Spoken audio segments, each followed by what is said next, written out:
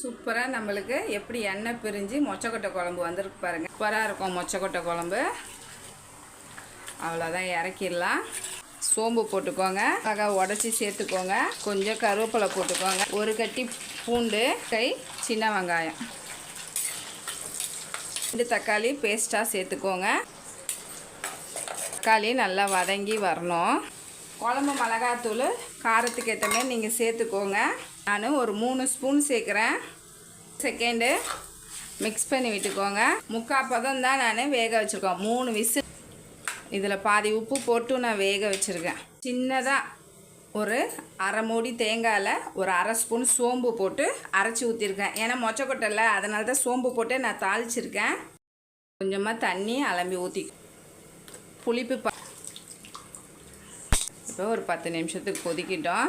மொச்சக்கொட்டை குழம்பு ரெடி ஆயிடுச்சு.